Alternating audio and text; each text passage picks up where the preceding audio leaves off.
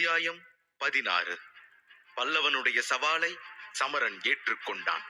ஆனால் சமரனுடைய திடமான சம்மதத்தை கேட்ட பல்லவன் சற்று அதிர்ச்சி அடைந்தான். அவனுடைய சிரிப்பை பார்த்தவுடன் தோற்றுவிடுவோமோ என்ற பயம் அவனுக்குள் வந்துவிட்டது. தன் அவசரம் எங்கே தனக்கே பாதகமாக மாறிவிடுமோ என்று அவன் பயப்படத் தொடங்கினான். ஆனால் அதை பற்றி சிந்தித்து இனி எந்த பிரயோஜனமும் இல்லை என்பது பல்லவனுக்கே நன்றாக தெரியும். ஏனெனில் இந்த போட்டியை பொறுத்தவரை ஒருவர் யாருடனாவது சவால் செய்து அவரும் சவாலுக்கு ஒப்புக்கொண்டு விட்டால் அந்த சவாலை திரும்ப பெற முடியாது. அதுவே அந்த போட்டியின் மாற்ற முடியாத விதிமுறை. ஒரு மனுஷன் எப்படி ஒரே வருஷத்துல 4 நட்சத்திரங்களை அடைய முடியும்? இதெல்லாம் சாத்தியமே இல்லை. இந்த சமரன் ஏதோ கோக்குமாக்கு வேலை செஞ்சுதான் 7 நட்சத்திரங்களை பிரதிபலிக்க வச்சிருக்கான். போன முறை இவனுக்கு நடந்த அவமானத்திலிருந்து தப்பிச்சுக்கிறதுக்காகத்தான் இவன் இப்படி ஒரு காரியத்தை செஞ்சிருக்கான். இப்ப கூட அவனோட குட்டு வெளிப்படக்கூடாதுன்னு தான் தைரியமா இருக்கிற மாதிரி காமிச்சிட்டு இருக்கான்.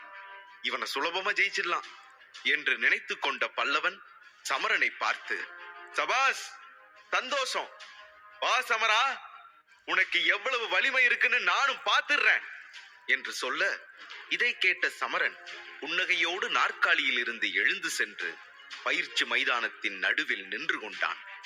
சூரியோதயன் முன்னர் கூறிய வார்த்தைகள் ஒவ்வொன்றும் சமரனுக்கு ஞாபகம் வந்தது. அந்த வார்த்தைகளை வஞ்சம் தீர்த்து கொள்ள அதை ஒரு சரியான காலமாக கருதி கம்பீரமாக காத்திருந்தான். சண்டையிட வருமாறு அவன் பல்லவனை நோக்கி கையசைத்து சைகையிலே அழைத்தான். சமரனின் தன்னம்பிக்கையை கண்டு பல்லவனின் இதய துடிப்பு அதிகரிக்க ஆரம்பித்து விட்டது. உள்ளுக்குள் அவனுடைய நிலை மோசமாகிக் கொண்டிருந்தாலும் முகத்தில் ஒரு போலி சிரிப்புடன் அவன் சமரனை நோக்கி நடக்க ஆரம்பித்தான். கட்டுமஸ்தான உடல், 7.5 அடி உயரம் என பார்ப்பதற்கே பலசாலி போல தோற்றமளித்தான் பல்லவன். வெகுஜனம் அனைத்தும் மைதானத்தை சுற்றி நின்று வேடிக்கை பார்த்து கொண்டிருக்க, மைதானத்தின் நடுவில் இவர்கள் இருவர் மட்டுமே நின்று கொண்டிருந்தனர். மைதானத்தில் இருந்த அனைவரின் பார்வையும் இந்த இருவர் மீது பதிந்திருந்தது. மேடையில் வீற்றிருந்த சமரனின் தந்தை அருணேந்திரர் கைக்குட்டையால் தனது கையை சுத்தம் செய்து கொண்டிருந்தார். அமைதியற்ற கண்களுடன் அவர் சமரனையே பார்த்து கொண்டிருந்தார். உண்மை என்னவென்றால், சமரனின் தோழர்கள் மட்டுமல்ல, சமரனின் தந்தையும் கூட அவனது முடிவை முழுமையாக நம்பவில்லை என்றுதான் சொல்ல வேண்டும். அதற்கு காரணம், எந்த ஒரு மனிதராலும் ஒரு வருடத்தில் 4 நட்சத்திரங்களை எட்ட இயலாது என்பது எல்லோருக்கும் தெரிந்த ஒன்றுதான். அதனால் அவன் ஒரே வருடத்தில் 4 நட்சத்திரங்களை அதிகரித்திருக்கிறான் என்ற செய்தியை யாராலும் அத்தனை சுலபமாக ஏற்றுக்கொள்ள முடியவில்லை. பல்லவன் சமரனுக்கு விட்ட சவால் அங்கிருந்த பெரும்பாலானவர்களும் அவன் மீது சவால் விட்டது போலத்தான் இருந்தது. ஏனெனில் அங்கிருந்த அனைவருமே சமரனின் சக்தியை சந்தேகித்தார்கள். சமரன் பல்லவனை தோற்கடித்து விட்டால் அது அவனுடைய நட்சத்திர சக்தியை அனைவரின் முன்னிலையிலும் நிரூபணமாக்கிவிடும் என்று நினைத்தார்கள். அருணேந்திரரை தவிர அவருக்கு அருகில் அமர்ந்திருந்த அத்தனை பெரியவர்களும் சமரனின் மீது தங்கள் பார்வையை பதித்திருந்தார்கள். மைதானத்தில் ஆழமான அமைதி நிலவியது. அனைவரும் எந்த சத்தத்தையும் எழுப்பாமல் மிகவும் உன்னிப்பாக அந்த இருவரையும் கவனித்துக் கொண்டிருந்தார்கள். ஏய், இவனெல்லாம் கண்டிப்பா இந்த சவால்ல ஜெயிக்க மாட்டான்டா. ஏதோ ஏமாத்து வேலை செஞ்சு நட்சத்திரங்களை ஜொலிக்க வச்சு முதல் சுற்றுல வேணா மக்களை ஏமாத்தி இருக்கலாம். ஆனா இந்த போட்டி அப்படி இல்ல. இந்த சுற்று பல பரீட்சைக்கான சுற்று. இதுல தெரிஞ்சு போயிடும்ல என்று சூரியோதயன் அவன் அருகில் நின்று கொண்டிருந்த நபரிடம் சொல்லிக் கொண்டிருந்தான். அவன் சொல்வதை கேட்ட தரங்கினியும், ஒருவேளை இந்த சூரியோதயன் சொல்றது கூட உண்மையா இருக்குமோ? சமரன் எல்லாரையும் ஏமாத்திருப்பானா? இருக்கலாம். இல்லைன்னா எப்படி ஒரே வருஷத்துல 4 நட்சத்திரத்தை அவனால அடைய முடியும்? சாத்தியமே இல்லை. இவன் ஏமாத்திதான் இருக்கணும் என்று நினைத்து கொண்டாள்.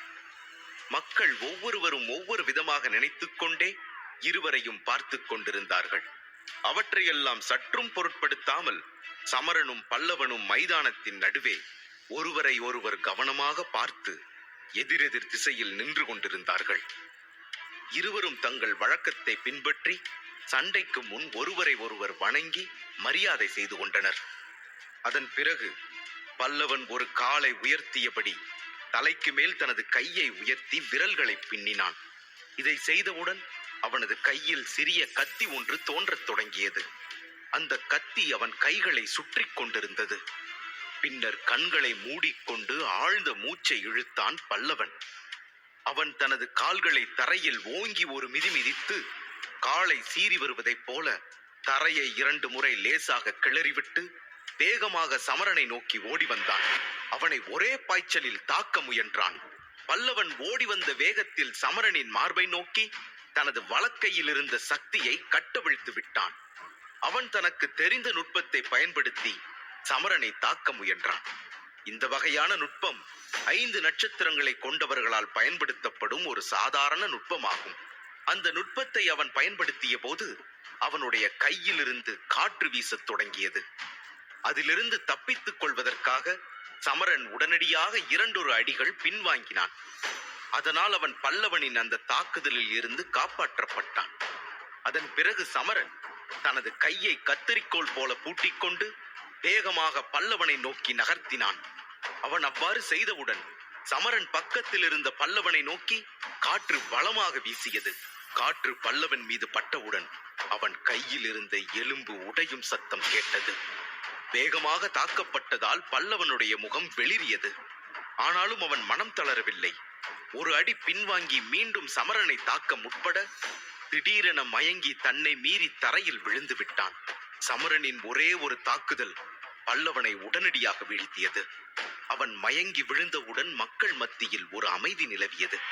மக்கள் பார்த்த காட்சி உண்மையா அல்லது பிரம்மையா என்று பலரும் அதிர்ச்சியோடு வாய்ப்பிழந்து நின்று கொண்டிருந்தார்கள்.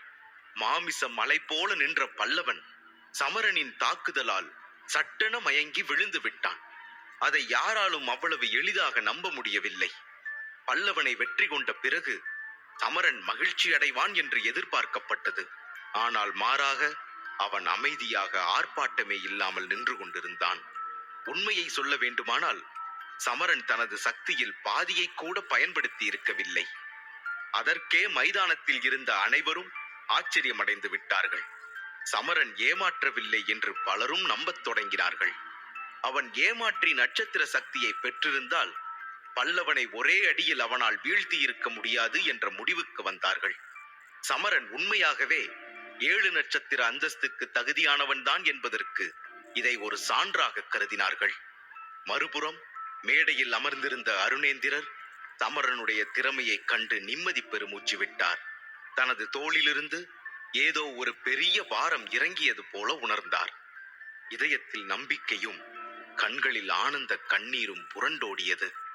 அவர் சற்று நிம்மதியாக இருந்தார். மற்றொரு புறம் 7.5 அடி வலிமையான சிறுவன் தரையில் கிடப்பதை பார்த்து தரங்கிணியால் ஆச்சரியப்படுவதை நிறுத்தவே முடியவில்லை. அவள் ஆச்சரியத்தில் திறந்த வாயை கையால் மூடிக்கொண்டிருந்தாள். சமரன் எல்லோரையும் பார்த்து புன்னகைத்தான். அவனது கண்களில் வெற்றியின் பிரகாசத்துடன் மக்களின் கூற்று தவறு என நிரூபித்த நம்பிக்கையும் பிரதிபலித்தது. தனக்கு அருகில் அமர்ந்திருந்த பெரியவர்களை கண்ட அருணேந்திரர் ஆனந்தத்தை அடக்க முடியாமல் உரக்க சிரித்தார். அவருடைய சிரிப்பை கேட்ட சபையோர் அனைவரும் ஒருவரை ஒருவர் பார்த்து கொண்டு பின் விரக்தியில் பெருமூச்சு விட்டபடி தலையை குனிந்து கொண்டார்கள். அருணேந்திரர் தனது அறிவிப்பை தொடர்ந்தார். அவர் பெருமிதத்துடன் தலையை உயர்த்தி மக்களை பார்த்து, பல்லவன் தோற்கடிக்கப்பட்டான், சமரன் வெற்றி பெற்று விட்டான். வரப்போகும் இந்திர விழாவில் கலந்து கொள்ள சமரன் மீண்டும் தனது பயிற்சியை தொடரலாம். இந்த சவாலில் சமரன் வெற்றி பெற்றவனாகிறான் என்று அறிவித்தார். இதை கேட்ட பல்லவன் வெட்கத்தில் தலை குனிந்தான். கீழே விழுந்ததால் அவன் முகத்தில் சேறு படிந்திருந்தது. அதை அகற்றக்கூட அவனால் முடியவில்லை. கடந்த 3 வருடங்களில் அவன் சமரனை எத்தனையோ முறை அவமானப்படுத்தி இருந்தான். ஆனால் அதற்கெல்லாம் பாடம் புகட்டுவது போல சமரன் இன்று ஒரே அடியில் அவனுக்கு பதிலளித்து விட்டான். பல்லவன் தட்டு தடுமாறி எழுந்து நின்று சமரனை வணங்கினான். சமரா, நிஜமாவே நீ மாவீரன் தான். உன்னோட வெற்றிக்கு என்னுடைய வாழ்த்துக்கள் என்று கூறினான். அதை கேட்ட சமரன் தலையசைத்து அவனது வார்த்தையை ஏற்றுக்கொண்டான். புன்னகைத்தபடியே கூட்டத்தினரை பார்த்தான். அப்போது அவனது கண்கள் கூட்டத்தில் நின்று கொண்டிருந்த தரங்கிணியின் மீது பதிந்தது. அவன் கூட்டத்தினரை பார்த்து, வேற யாராவது என்ன சவால் செய்ய விரும்புறீங்களா என்றான். அவன் அப்படி கேட்டவுடன் பலரும் ஒருவரை ஒருவர் பார்த்து கொண்டார்கள். பல்லவன் சமரனுக்கு சவால் விடுவதற்கு முன்பு வரை சமரனை சவால் விட நினைத்தவர்கள் அனைவரும் இப்போது மௌனமாக நின்று கொண்டிருந்தார்கள். அவனிடம் சவால் விட யாரும் துணியவில்லை. யாரும் தனக்கு சவால் விட விரும்பாததைக் கண்டு சமரன் தனது இடத்திற்கே திரும்பிச் சென்றான். அவன் தனது இடத்தை நெருங்கியவுடன் மேகராணி எழுந்து நின்று அவனை கட்டிப்பிடித்து தனது மகிழ்ச்சியை வெளிப்படுத்தினாள். சமரா, எனக்கு நல்ல ஞாபகம் இருக்கு. 3 வருஷத்துக்கு முன்னால நீ அபராஜிதன் பட்டத்தை வாங்கும் போது கூட இந்த மக்கள் உன்னை இப்படித்தான் பிரமிப்பா பார்த்தாங்க தெரியுமா என்று கூறினாள். நீ சொல்றது சரிதான் மேகா, அது எனக்கும் நல்ல ஞாபகம் இருக்கு. அதையெல்லாம் மறக்க முடியுமா? அது ஒரு பொன்னான காலகட்டம். 3 வருஷத்துக்கு முன்ன நான் இவங்களோட பிரமிப்பான பார்வையை பார்த்து சந்தோஷப்பட்டிருக்கலாம். ஆனா இன்னைக்கு என்னால் அப்படி ஒரு சந்தோஷத்தை உணர முடியல என்று கூறினான். அதை கேட்ட மேகராணி அவனிடம், புரியுது சமரா, ஆனா அதுக்கும் காரணம் இருக்கு. ஏன்னா இப்போதான் நீ ரொம்ப வளர்ந்துட்டியே, புத்திசாலியாவும் ஆயிட்ட என்று கூறினாள். அவளுடைய பேச்சை கேட்டு சமரன் புன்னகைத்தான். அவனும் சிரித்துக்கொண்டே, புத்திசாலிதான், ஆனா உன்னை விட புத்திசாலியான்னு தெரியலையே என்று சொல்லிக்கொண்டு மேகராணியை பார்த்து கண்களை சிமிட்டினான்.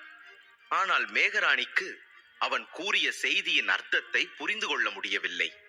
எனினும் இருவரும் ஒருவரை ஒருவர் பார்த்து சிரித்துக் கொண்டார்கள். இருவரும் சிரித்து பேசிக் கொண்டிருப்பதை பார்த்த இளைஞர்களும் கன்னி பெண்களும் அவர்களை பொறாமையோடு பார்த்து கொண்டிருந்தனர். கோபத்தில் அவர்களின் கன்னங்கள் சிவந்து விட்டன. சூரியோதயனுக்கு கூட அவர்களின் நெருக்கத்தை பார்த்து பொறாமை வந்து விட்டது. சிரிப்பெண்ண வேண்டியிருக்கு சிரிப்பு. அப்படியே இப்பவே உன்னை கொல்லணும் போல இருக்கு. ஏய் சமரா, நான் உன்னை சும்மா விட மாட்டேன்டா என்று நினைத்து கொண்டான் சூரியோதயன். மேகராணி தன் மீது கவனம் செலுத்த வேண்டும் என்று அவன் விரும்பினான். ஆனால் மேகராணி அவ்வாறு செய்யவில்லை. அவள் சமரனுடன் தான் அதிக நேரத்தை செலவழித்தாள். சமரன் மேகராணியின் கவனத்தை எப்போதும் தன் மீது வைத்திருப்பதாக அவன் சந்தேகித்தான். எனவே அவனுக்கு சமரன் மீது பொறாமையாக இருந்தது. சமரனுக்கும் அவனுக்கும் உள்ள வித்தியாசத்தை உணர்ந்த சூரியோதயன் கோபமாக பல்லை கடித்துக் கொண்டு, சிரிடா சிரி, இன்னும் எத்தனை காலத்துக்கு தான் இதே மாதிரி நீ சந்தோஷமா சிரிக்க போறன்னு நானும் பாக்குறேன். இந்த சோதனை போட்டியில வேணா நீ ஜெயிச்சிருக்கலாம், ஆனா இந்திர விழாவில உன்னை இதே மேகராணி முன்னால தோக்கடிச்சு காட்டுறேன்டா. இதே மேகராணி முன்னால உன்னை அள வச்சு காட்டுறேன் பாருடா என்று சவாலாக நினைத்துக் கொண்டே விஷமத்தோடு சிரித்தான். தனது முஷ்டியை இறுக பற்றி கொண்டு இருவரையும் கோபமாக பார்த்து கொண்டிருந்தான். அவனது பார்வை அவர்கள் இருவரையும் எரித்து விடுவது போல மிகவும் ஆக்ரோஷமாக இருந்தது. சமரனை இதற்கு மேலும் வளரவிடக் கூடாது என்று அவன் நினைத்தான். அதனால் அவனை இந்திர விழாவுக்கு முன்பே உடல் ரீதியாக தாக்கிவிட வேண்டும் என்று திட்டம் தீட்டினான். மோசமாக அடிபட்ட பிறகு வலியின் காரணமாக சமரன் தனது பயிற்சியை நிறுத்தக்கூடும் என்று அவன் நினைத்தான். இப்படிப்பட்ட விஷமத்தனமான திட்டத்தை பற்றி நினைக்கும் போது அவன் முகத்தில் ஒரு புன்னகை தோன்றியது. மேகராணியுடன் பேசிக் கொண்டிருந்த சமரன் எதிர்பாராத விதமாக அங்கே கோபமாக நின்று கொண்டிருந்த சூரியோதயனை கவனித்து விட்டான். ஒரு சிறிய யோசனைக்கு பிறகு சூரியோதயன் தன்னை வீழ்த்த திட்டமிட்டுக் கொண்டிருப்பானோ என்று அவன் சந்தேகித்தான். ஆனால் தற்போதைக்கு அவனால் எந்த பிரச்சனையும் இருக்கப் போவதில்லை என்பதை உணர்ந்து சற்று நிம்மதியாக இருந்தான் சமரன். பல்லவனின் தோல்விக்கு பிறகு சமரனுக்கு சவால் விட யாரும் துணியவில்லை. அவர்கள் மற்ற 7 நட்சத்திரக்காரர்களுடன் சவால் விட்டு சண்டை போட்டார்கள்.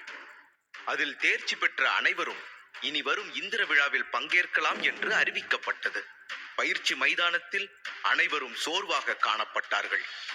சமரனுடைய நட்சத்திர பரிசோதனைக்கு முன் இருந்த சிறிய உற்சாகம் கூட இப்போது மக்கள் மத்தியில் இல்லாமல் போய்விட்டது. இதற்கிடையில் அருணேந்திரர் நாற்காலியில் இருந்து எழுந்து சில முக்கிய அறிவிப்புகளை வெளியிட்டார். பின்னர் வரவிருக்கும் இந்திர விழாவில் தேர்ச்சி பெற்ற அனைவரையும் பங்கேற்குமாறு கேட்டுக்கொண்டார். அதன் பிறகு அருணேந்திரர் சிரித்துக்கொண்டே சமரனை பார்த்தார். கடினமான சவாலை முறியடித்த தன் மகன் இப்போது இந்திர விழாவில் கலந்து கொள்ள தகுதியுடையவனாகிறான் என்பதை நினைத்து பெருமிதம் கொண்டார். தரையில் அமர்ந்திருந்த சமரன் இதை பார்த்து எழுந்து நின்று தன் உடைகளை சரி செய்து கொண்டான். அப்போது தனக்கு வெகு அருகில் ரோஜாவின் வாசனையை உணர்ந்த சமரன் பின்னால் திரும்பி பார்த்தான். அவன் திரும்பிய போது அங்கே தரங்கினிதான் நின்று கொண்டிருந்தாள். அவளை கண்ட சமரன், உனக்கு என்ன வேணும் என்று கேட்டான். அவனுடைய கோபக் குரலை கேட்டு தரங்கினி கொஞ்சம் பயந்தாள். ஆனாலும் முகத்தில் புன்னகையை வரவழைத்துக் கொண்டு தயக்கத்துடன் சமரனிடம், சமரா, நீ ரொம்ப அற்புதமா விளையாடின, வாழ்த்துக்கள் என்று கனிவோடு கூறினாள். அவன் உடனடியாக நன்றி என்று ஒற்றை வார்த்தையை மட்டும் கூறிவிட்டு மீண்டும் மேகராணியின் பக்கம் திரும்பிக் கொண்டான். சமரா, சமரா என்று மீண்டும் அழைத்தாள். அதை கவனித்த சமரன் அவள் என்ன சொல்ல வருகிறாள் என்பதை தெரிந்து கொள்ள சற்று எரிச்சலான முகத்தோடு அவளை திரும்பி பார்த்தான். நாளைக்கு என்னோட தந்தை சக்தி நிலையத்துல ஒரு உயர்நிலை பயிற்சியை சொல்லி கொடுக்கலான்னு இருக்காரு. உங்களுக்கு ஆட்சேபனை இல்லைன்னா அந்த நுட்பத்தை கத்துக்க என்னோட வரீங்களா என்று கேட்டாள்.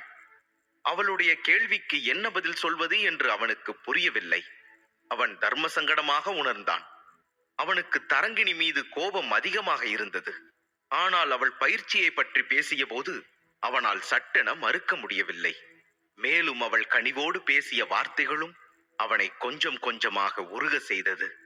அவன் தரங்கினியை திரும்பி பார்த்து சரி என்று சொல்ல இருந்தபோது திடீரென்று அவன் தோளில் யாரோ ஒருவர் கையை வைத்தார்கள். திடுக்கிட்டு திரும்பி பார்த்த போது மேகராணிதான் அவன் மீது கை வைத்தாள் என்பதை புரிந்து கொண்டான். மன்னிக்கணும் தரங்கினி, நாளைக்கு எனக்கும் சமரனுக்கும் சில முக்கியமான வேலைகள் இருக்கு. அதனால அவனால உன்னோட சேர்ந்து சக்தி நிலையத்துக்கு வர முடியாது என்றாள். மேகராணியின் வார்த்தைகளை கேட்ட தரங்கினி சற்று அதிர்ச்சி அடைந்தாள். அவள் மேகராணியை எரித்து விடுவது போல பார்த்து கொண்டிருந்தாள். ஆனால் மேற்கொண்டு எதுவும் சொல்ல முடியவில்லை. மேகராணியை தவிர வேறு எந்த பெண் இப்படி ஒரு வார்த்தையை சொல்லியிருந்தாலும் அவளை சுலபமாக சமாதானப்படுத்தி இருக்க முடியும். ஆனால் இந்த விஷயத்தை சொன்னது அபராஜித பட்டம் பெற்ற மேகராணி என்பதால் அவள் அமைதியாகிவிட்டாள். அங்கிருந்து புறப்படுவதுதான் சரி என்பதை புரிந்து கொண்ட தரங்கினி தனது பார்வையை சமரன் பக்கம் திருப்பிக் கொண்டு அவனை பார்த்து போலியாக புன்னகையை சிந்திவிட்டு நகர்ந்து சென்று விட்டாள். அவள் பயந்த முகத்தோடு அங்கிருந்து புறப்படுவதை கண்ட மேகராணியால் சிரிப்பை அடக்க முடியவில்லை. அவளுடைய சிரிப்பை கண்ட சமரன் சற்று ஆச்சரியமடைந்தான். ஏய் மேகா, நீ என்ன செய்யறன்னு எனக்கு ஒண்ணுமே புரியலையே. இப்ப எதுக்காக அவகிட்ட போய் சொன்ன என்று கேட்க அதற்கு அவள் சிரித்துக் கொண்டே பதிலளித்தாள். அவ எப்படி பயந்துட்டே போனா பார்த்தல்ல, அதுக்குதான் அப்படி பண்ண. ஏன், என்னாச்சு என்று குறும்பாக கேட்டாள். இருவரும் சட்டென ஒருவரை ஒருவர் பார்த்து சிரித்துக் கொண்டார்கள். மைதானத்தில் இருந்த இளைஞர்கள் அனைவரும் மேகராணியின் சிரிப்பை கண்டு மெய்மறந்து அவளையே ரசித்துக் கொண்டிருந்தார்கள். சமரனை தவிர அவள் வேறு எந்த ஆணுடனும் நெருக்கமாக பழகியதில்லை. இருவரின் ஒற்றுமையை பார்த்து எல்லோரும் பொறாமையால் கொதித்துக் கொண்டிருந்தனர். தரங்கினி அங்கிருந்து சென்ற பிறகு மேகராணி சமரனின் கையை பிடித்து அவனை மைதானத்திற்கு வெளியே அழைத்துச் செல்ல ஆரம்பித்தாள். என்ன சமரா, என் மேல கோபமா இருக்கியா? கொஞ்ச நாளைக்கு முன்னாலதான் அவ உன்னை கேவலமா நடத்தினா. இப்போ நீ 7 நட்சத்திரம் வாங்கின உடனே அப்பா கூப்பிட்டாங்க, ஆட்டுக்குட்டி கூப்பிட்டாங்கன்னு சொன்னா உடனே அவ பின்னாடி போயிடணுமா? எனக்கு அதெல்லாம் சுத்தமா பிடிக்கல. அதுக்குதான் போய் சொல்லி அவளை அனுப்பி வச்சேன் என்று சொல்லிக்கொண்டே அவன் கையை பிடித்துக் கொண்டு நடந்து கொண்டிருந்தாள். இருவரும் கைகளை கோர்த்து நடந்து கொண்டிருக்கும் காட்சியை ஒரு ஜோடி கண்கள் சந்தேகமாக பார்த்து கொண்டிருந்தது.